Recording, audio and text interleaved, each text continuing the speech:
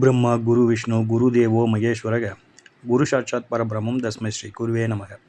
ஓம் ஸ்ரீ ராஜகணபதி ஐயனே போற்றி போற்றி. ஓம் ஸ்ரீ லோபாமுத்திரை சமேத ஸ்ரீ அகத்தியர் ஐயா போற்றி போற்றி. அனைவருக்கும் வணக்கம். குரு அருள் ஆஸ்ட்ரோமுத்து உங்களோடு. இன்று நாம் பார்க்க இருக்கும் பதிவு பாரம்பரிய ஜோதிடத்தில் காலப்பகை அப்படிங்கிற ஒரு அற்புதமான விதியை எப்படி பயன்படுத்துறது, அந்த விதி நடைமுறைக்கு வந்தால் எத்தகைய பலன்களை கொடுக்குது, அதனால் ஏற்படும் பாதகங்கள் என்ன அப்படிங்கிறது தான் இன்றைய பதிவில் பார்க்க இருக்கின்றோம். இந்த பதிவு பொறுத்தவரையிலும் முதல்ல எந்தெந்த காலகட்டங்கள் காலப்பகை அப்படிங்கிற தசை, இது 2 விதமாக பிரிச்சிருக்காங்கன்னு வச்சிங்களேன். ஒரு தசை அப்படிங்கிறதே ஒரு குறிப்பிட்ட காலகட்டம் காலப்பகையாக அமைஞ்சிடுது.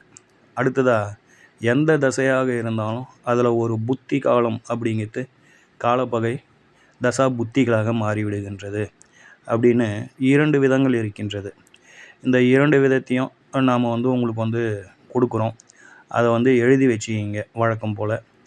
அடுத்ததாக ஒரு உதாரண ஜாதகம் கொடுத்து அதை எக்ஸ்பிளைன் பண்ணுறோம்.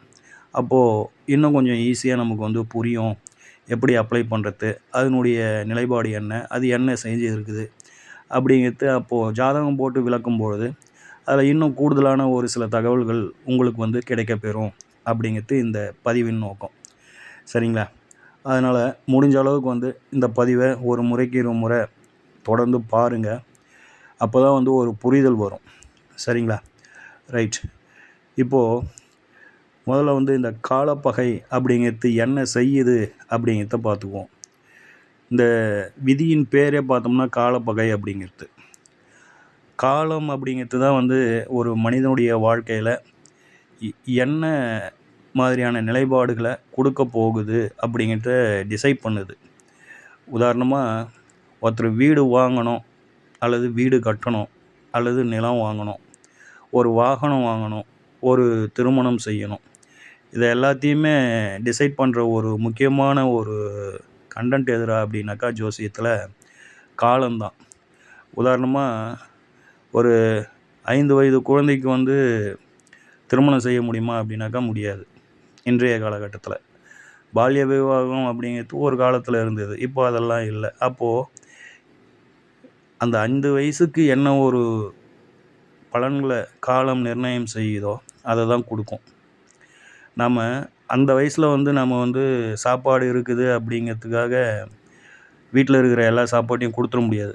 அந்த வயசுக்கு அந்த குழந்தை எவ்வளவு உணவை எடுத்துக்கொள்ளுமோ அவ்வளவுதான் அதால் சாப்பிட முடியும் அப்படிங்கிற மாதிரியான ஒரு நிலைப்பாடெல்லாம் இதில் இருக்குது, பார்த்துக்கோங்க. அப்போது ஒரு மனிதனின் சுக துக்கங்களை நிர்ணயம் செய்வது அப்படிங்கிறது காலம்தான். அதற்கு இசைவு தரா மாதிரி தான் இந்த தசாபலன்களாகட்டும் கோச்சாரங்களாகட்டும் அந்த காலத்துக்கு தான் ஒத்துழைப்பு தருகின்றதே தவிர நமக்கு தனிப்பட்ட முறையில் அது ஃபேவராக செயல்படுதா அப்படின்னாக்கா இல்லை.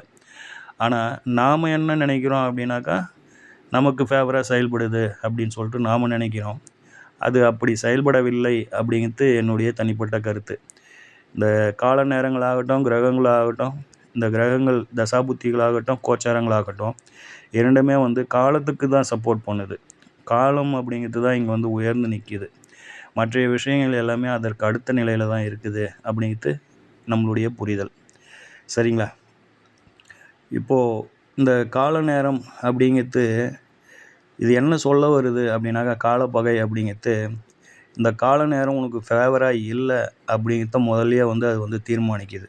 ஏன் அப்படின்னாக்கா இந்த விதியின் பேரே காலப்பகை அப்படிங்கிறது தான். அப்போது இந்த காலமே உனக்கு எதிர்ப்பை தெரிவிக்கும் காலம் அப்படிங்கிறத அது சூட்சகமாக சொல்லுது. அப்போ நாம் என்ன செய்யக்கூடாது, இந்த காலப்பகை தசான காலங்களில் என்ன செய்யக்கூடாது அப்படின்றத அது முன்னாடியே நம்மளுக்கு ஒரு எச்சரிக்கை கொடுக்குது. புதிய விஷயங்களை தொடங்காமல் இருப்பது, உயிர்காரகத்துவங்களுக்கு அதிக முக்கியத்துவம் கொடுத்து அவங்கள பாதுகாப்பு பண்ணுறது, ஏதேனும் உடல் உபாதைகள் வரும் சந்தர்ப்பங்கள் இருக்குது, அல்லது ஒரு விபத்துக்கள் ஏற்படும் காலங்கள் இருக்குது அப்படின்னு ஜோதிடத்தில் அந்த கிரகநிலைகள் எடுத்து சொல்லிச்சு அப்படின்னாக்கா அவங்கள பாதுகாப்பாக முன்னெச்சரிக்கையாக அவங்கள வழிநடத்துவதற்கு இந்த கால நேரங்கள், இந்த நேரத்தை வந்து நாம் வந்து கூர்ந்து கவனித்து பலாபலன்கள் எடுத்து வருகின்ற வாடிக்கையாளர்களை வந்து நம்ம வந்து கொஞ்சம் பாதுகாப்பு எச்சரிக்கை கொடுத்து அனுப்பலாம் அப்படிங்கிறது தான் இந்த தசா பலன்களின் ஒரு நிலைப்பாடு. அதாவது வந்து காலப்பகையின் ஒரு நிலைப்பாடு அப்படிங்கிறத பார்த்துக்கோங்க. சரிங்களா? இப்போது முதல்ல வந்து காலப்பகை தசை அப்படிங்கிறது தான் முதல்ல நம்ம பார்க்க போகிறோம். அதுக்கு அடுத்தது வந்து காலப்பகை புத்தி, ஒரு தசையில் புத்தி, அது அடுத்தது பார்ப்போம். முதல்ல வந்து டைட்டில் போட்டுக்கோங்க, காலப்பகை தசை அப்படின்னு எழுதிக்கங்க. அதுக்கு கீழே வந்து 3 வயசில் இருந்து, ஒரு ஜனனத்தின் 3 வயதில் இருந்து 18 வயசு வரைக்கும் வருகின்ற ராகு தசை அப்படிங்கிறது காலப்பகை தசை அப்படிங்கிறத பார்த்துக்கோங்க. அடுத்ததாக 11 வயசுலேருந்து 18 வயதிற்குள் வரும் சூரிய பகவான் தசை காலப்பகை தசை. 18 வயது முதல் 34 வயதிற்குள் வரும் சந்திர தசை காலப்பகை தசை. 34 வயது முதல் 52 வயதுக்குள் வரும் சுக்கிர பகவான் தசை காலப்பகை தசை. 52 வயசுலேருந்து 68 வயசு வரைக்கும் வர கேது தசை. அடுத்ததாக 68 வயசுலேருந்து 100 வயசுக்குள்ளே வர புதன் தசை. இப்போ சொல்லப்பட்ட இந்த தசைகள் இந்த கால நேரங்களில் வந்தது அப்படின்னாக்கா அது வந்து காலப்பகை தசை அப்படிங்கிறத பார்த்துக்கோங்க. சரிங்களா? அடுத்ததாக புத்திக்கு வந்துடுவோம். அதாவது வந்து எந்த தசை ஒன்றாலும் நடக்கட்டும், அந்த தசையில் நாம் சொல்கிற இந்த புத்தி நடைமுறைக்கு வந்தது அப்படின்னாக்கா இது வந்து காலப்பகை திசா புத்திகள் அப்படிங்கிற அமைப்பை நமக்கு வந்து சுட்டி காட்டுது அப்படிங்கிறத பார்த்துக்கோங்க. சரிங்களா? இப்போது முதல்ல வந்து சனி பகவான் தசைக்கு செவ்வாய் புத்தி அப்படிங்கிறது காலப்பகை தசை புத்தி. சரிங்களா? அடுத்தது ராகு தசை புதன் புத்தி, சூரிய தசை சுக்கிர புத்தி, சந்திர தசை குரு புத்தி, சுக்கிர தசை சூரிய புத்தி, கேது தசை சனி புத்தி, புதன் தசை ராகு புத்தி, செவ்வாய் தசை சனி புத்தி, குரு தசை புதன் புத்தி. இப்படி இந்த 9 தசையில் ஒரு புத்தி அப்படி காலம் அப்படிங்கிறது ஒரு பகை புத்தி காலமாக மாறிவிடுகின்றது அப்படிங்கிறது என்னுடைய நிலைப்பாடு. இந்த காலகட்டங்கள் வருகின்ற பொழுது நாம் கொஞ்சம் எச்சரிக்கையாக அவங்கள வந்து சூதானமாக இருங்க அப்படின்னு சொல்லிட்டு சொல்வதற்கு இந்த விதிகள் மிக சிறப்பாக பயன்படுகிறது அப்படிங்கிறத பார்த்துக்கோங்க. சரிங்களா? இப்போது இந்த ரெண்டுத்தையும் வந்து நம்ம வந்து டிஸ்பிளேலையும் உங்களுக்கு கொடுத்துருக்கோம், நாங்களும் வாசித்து சொல்லியிருக்கோம். இதை வந்து நீங்கள் வந்து எழுதி வச்சுக்கிங்க. இப்போது நாம் வந்து ஒரு உதாரண ஜாதகத்துக்கு போவோம். இப்போது இந்த உதாரண ஜாதகம் இது வந்து ஒரு ஆண்மகனுடைய ஜாதகம். சரிங்களா? இவர் பிறந்தது அப்படின்னு பார்க்கின்ற பொழுது விருச்சிக லக்னம், இவருடைய ராசி ரிஷப ராசி, ஜென்ம நட்சத்திரம் மிருகசீரிஷ நட்சத்திரம். இவர் பிறந்தபோது இந்த தசா இருப்பு அப்படின்னு பார்த்தோம்னா செவ்வாய் தசை இருப்பு 4 வருஷம் 8 மாதம் 15 நாள். சரிங்களா? இதையெல்லாம் ஞாபகத்தில் வச்சுக்கோங்க. இப்போது பிறந்த உடனே ஒரு 4 வருஷம் 8 மாதம் அப்படின்றது செவ்வாய் தசை போச்சு. அடுத்ததாக வந்தது ராகு பகவான் தசை. இங்கே நாம் காலப்பகை தசை அப்படின்னு சொல்லிட்டு ஒரு தசையை சொல்லியிருந்தோம். அதில் வந்து 3 வயசில் இருந்து 18 வயதிற்குள் வரும் ராகு பகவான் தசை அப்படிங்கிறது காலப்பகை தசை அப்படிங்கிறது இதனுடைய விதி. இப்போ நீங்கள் அந்த டைம் டேபிள் எடுத்து பார்த்தீங்கன்னா அதில் நம்ம சொல்லியிருப்போம். இருந்தாலும் இப்போது திரும்பவும் நாம் உங்களுக்கு ஞாபகப்படுத்துகிறோம். இப்போது ராகு பகவான் தசை இவருக்கு எப்போ ஆரம்பிச்சிக்குது அப்படின்னாக்கா 4 வயசுக்கு அப்புறம் தான் ஆரம்பிச்சிக்குது. 4 வயசு 8 மாதம். ஆனால் 3 வயசுலேருந்தே வந்து இது இருந்தது, நடைமுறையில் இருந்தது அப்படின்னாக்கா காலப்பகை தசை. அப்போது 4 வயசில் இருந்து கிட்டத்தட்ட வந்து இவருக்கு வந்து இந்த 18 வயசு முடிகிறவர்களும் இந்த காலப்பகை தசை அப்படிங்கிறது இருக்குது.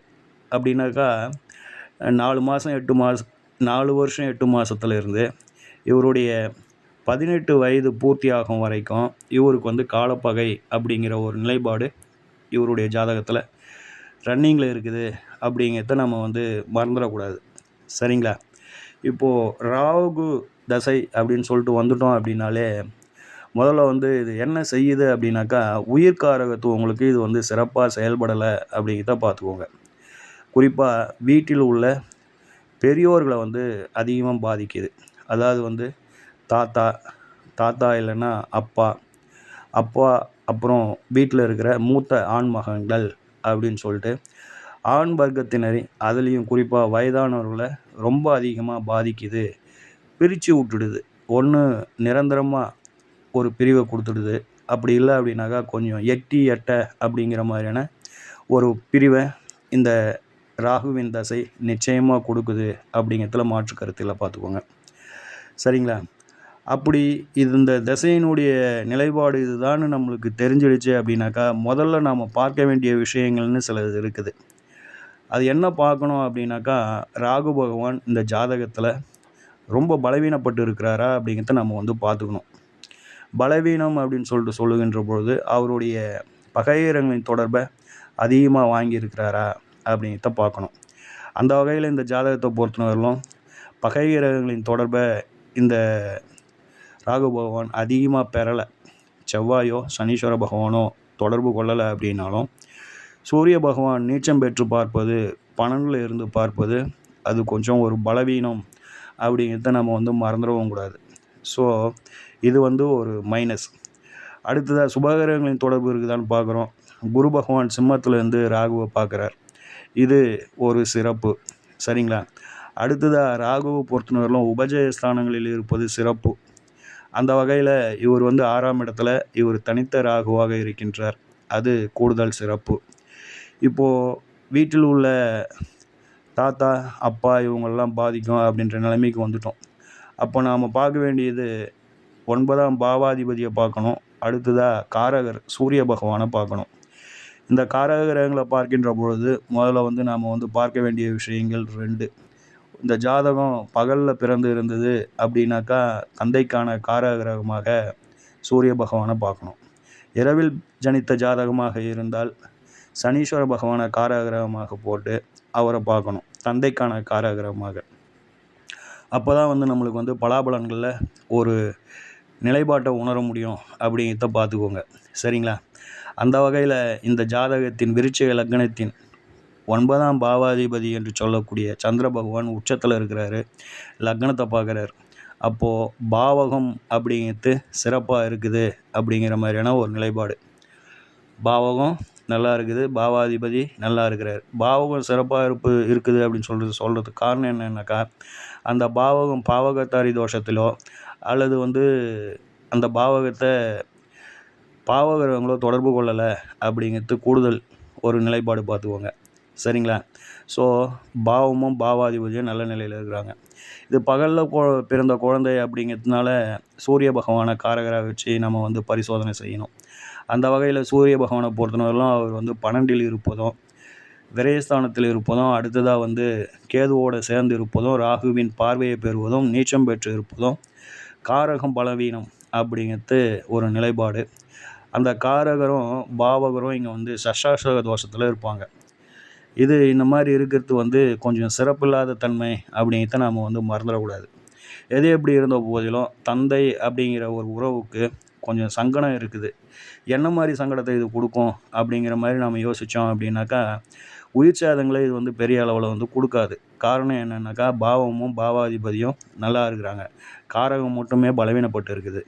அந்த வகையில் உயிர் சேதங்களை கொடுக்காது, ஆனால் பொருள் சேதங்களை தந்தைக்கு நிச்சயமாக கொடுக்கும் அப்படிங்கிற ஒரு நிலைப்பாட்டுக்குள்ளே வந்துடலாம்.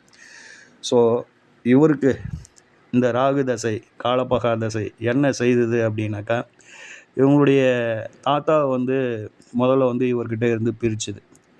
உடல்நல குறைவால் அவங்க தாத்தா இறைவனடி சேர்ந்தார். ஆக உயிர்காரகத்துவத்தில் 1 சங்கடத்தை கொடுத்தது அப்படிங்கிற மாதிரியான ஒரு நிலைப்பாடு. அடுத்ததாக தந்தை அப்படின்னு சொல்லுகின்ற பொழுது, தந்தை பாவாதிபதியும் பாவமும் நல்ல நிலையில் இருக்கிறதுனால இது தந்தைக்கு உயிர் சேதங்களை கொடுக்கல. ஆனால் தந்தையை பொறுத்தவரையிலும் அதீதமான பொருட்செலவில் மாணவரியாக கொடுத்தது. அதிலும் குறிப்பாக இவருக்கு இவங்க குடும்பத்தில் மருத்துவ செலவு அப்படின்னாக்கா மாற்றி மாற்றி மாற்றி யாருக்குன்னா மெடிக்கல் எக்ஸ்பென்சிவ் அப்படிங்கிறது ரொம்ப அதீதமாக செலவு பண்ணார். கிட்டத்தட்ட லேக்ஸ் கணக்கில் இவருக்கு மருத்துவ செலவுகள் ஏற்பட்டது. அடுத்ததாக ஜாதகருக்கு அப்படின்னு சொல்லுகின்ற போது, ஜாதகரை பொறுத்தவரையிலும் அவருக்கு ஒரு சின்ன ஒரு டூல்னால் ஒரு காயம் ஏற்பட்டு இருக்குது. அந்த காயம் இது எதுவும் ஆகாதுன்னு கவனக்குறைவாக விட்டதின் நிலைப்பாடு.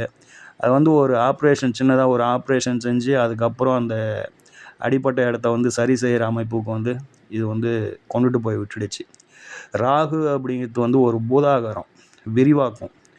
உதாரணமாக அதை நம்ம எப்படி புரிஞ்சிக்கலாம் அப்படின்னாக்கா, உளுந்த வடை, பூரி, இந்த தோசை அப்படின்னும்போது இந்த ஸ்பெஷல் தோசைலாம் ஒரு கரண்டி மாவை எடுத்து அப்படியே தேய்ச்சி விட்ருவாங்க. அதே ஒரு கரண்டி மாவை இட்லி ஊற்றினோம்னா சின்னதாக இருக்கும்.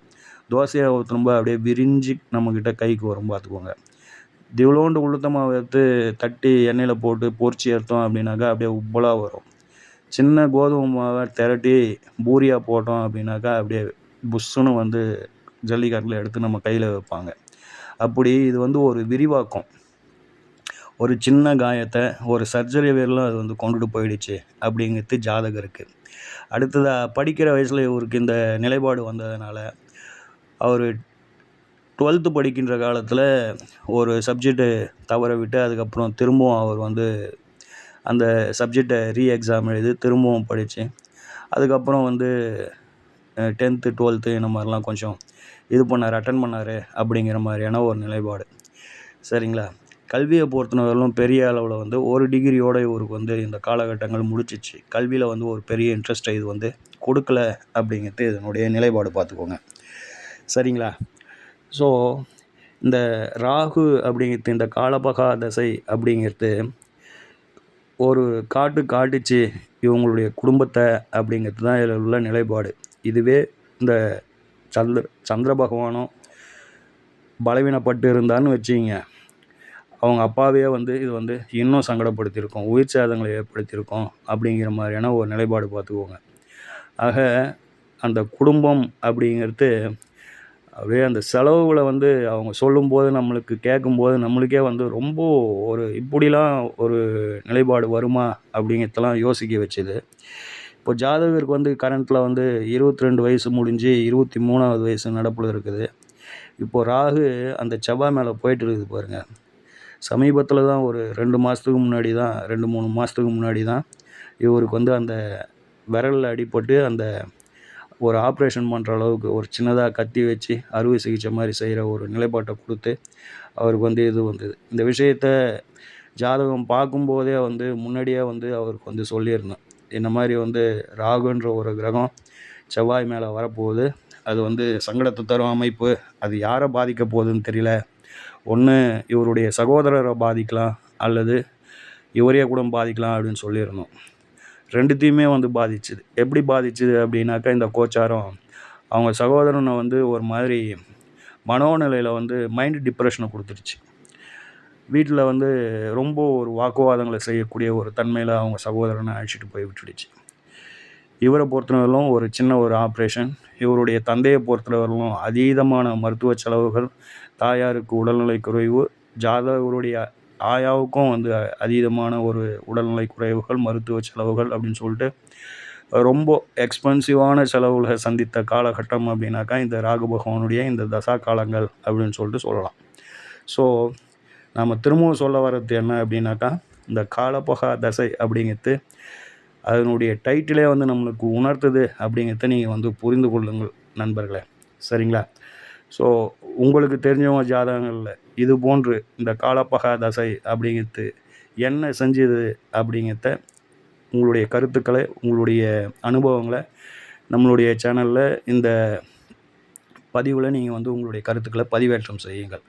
அது இந்த காணொளியை பார்க்கும் இன்னும் 4 பேருக்கு வந்து உதவிகரமாக இருக்கும் அப்படின்னு சொல்லிட்டு கேட்டுக்கொள்கின்றோம். சரிங்களா? ஓம் ஸ்ரீ ராஜகணபதி ஐயா அவர்களின் அருளோடும், ஓம் ஸ்ரீ லோபாமுத்திரை சமேத ஸ்ரீ அகத்தியர் ஐயா அவர்களின் ஆசியோடும் அனைவருக்கும் வாழ்வில் நலமும் வளமும் கிடைக்கப்பெற்று ஆனந்தமும் மகிழ்ச்சியும் என்றென்றும் நிலைத்திருக்கட்டும். வாழ்க வளமுடன், வாழ்க பல்லாண்டு. நன்றிகள், வணக்கம்.